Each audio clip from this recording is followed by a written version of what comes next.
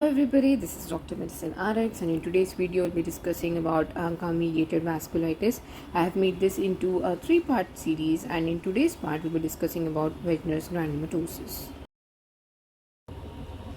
Right, so Wegener's granulomatosis is also known as granulomatosis with polyangiitis, and it is a type of small vessel vasculitis.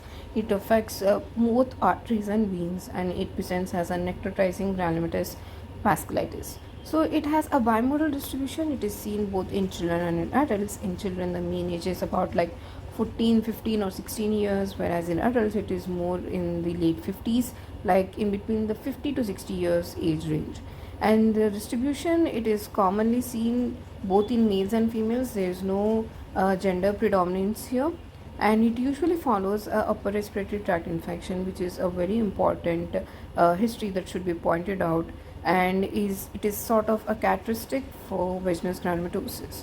And it is associated with bacterial infections, in that it's most commonly associated with Staph aureus infections. So a history of chronic carriage of Staph aureus can most likely be present in cases of Wegener's granulomatosis.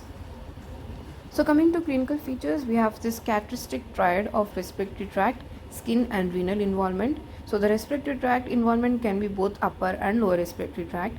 So coming to the actual clinical features, we've got ear, nose, throat involvement, and also the respiratory tract features. So here we have otitis media, whereas coming to the clinical features associated with nose, we can get nasal discharge, which is pseudosanguineous.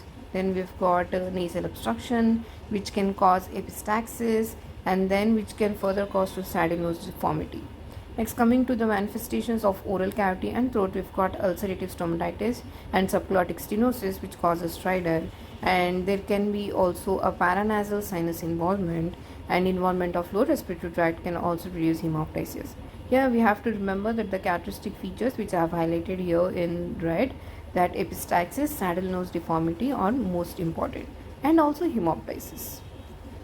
Next, coming to the cutaneous features, the most common presentation is palpable purpura. Palpable purpura is commonly seen in all cases of small vessel vasculitis, so it may not be that characteristic of a feature. It can be seen both in immune complex mediated as well as ANCA mediated vasculitis. But yeah, palpable purpura is most common cutaneous feature, and it is usually seen in dependent parts of the body, and most commonly the lower limbs. Then we've got subcutaneous tender nodules, digital infarcts, and sometimes petechiae.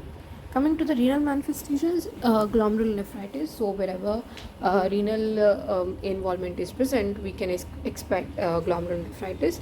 Then coming to pulmonary manifestations, we've got pulmonary capillarities, which can cause hemorrhage as well. Then we've got the constitutional symptoms such as fever, malaise, weight loss, and arthralgia. And of course, in long-standing cases of Wegener's granulomatosis, we can expect malignancies such as bladder cancer and non-melanoma skin cancers. Next, coming to lab findings and lab tests, we've got reduced hemoglobin levels. So we've got normocytic normochromic anemia, and of course, because there's a pre-existing infection, we've got raised levels of WBC. So there's leukocytosis, and also there's increased platelet count. That is, there's thrombocytosis, because it's essentially a case of vasculitis, right? So there can be a chance for vessel wall blockage, and it may be essentially caused by increased platelet count, and there's also increased erythrocyte sedimentation rate. And the most important lab finding is the presence of cytoplasmic ANCA bodies, that is the ANCA bodies that are formed against proteinase 3. And in some cases there can be rheumatoid factor positivity. That does not necessarily mean that the patient has rheumatoid arthritis, but is just a immune finding.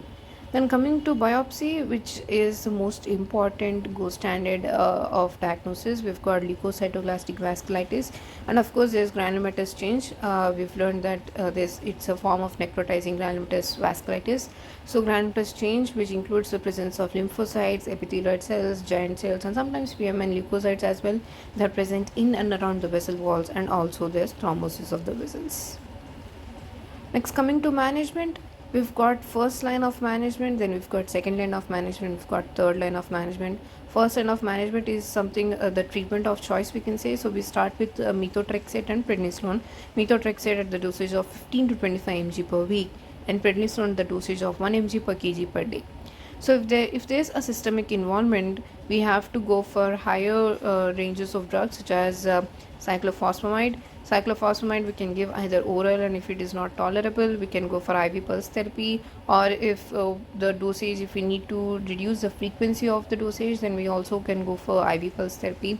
So here cyclophosphamide we can start with an oral dose of 2 mg per kg per day, and the IV pulse therapy can go for some weeks to months. Next, coming to second line of therapy, if at all any of the above drugs such as cyclophosphamide or methotrexate are contraindicated in cases of their hypersensitivity or anything else, we can go for monoclonal antibody rituximab. The dosage is 375 mg per meter square per week for a month, that is 4 weeks. And then in third line of management, if at all the disease is refractory to any of the above lines of treatment, we can go for rituximab and also IVIG, that is intravenous immunoglobulins.